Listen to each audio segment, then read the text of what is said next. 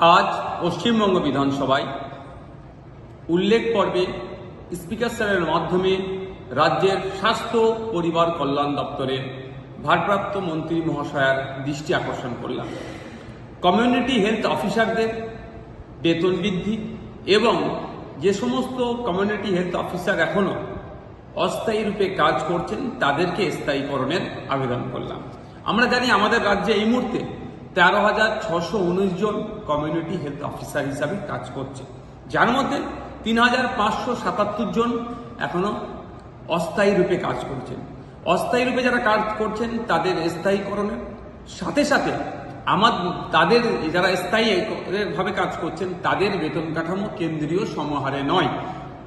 আমাদের প্রতিবেশী রাজ্য উড়িষ্যা, ওখানকার কমিউনিটি হেলথ অফিসারদের যা বেতন আমাদের রাজ্যের সেই বেতন নাই।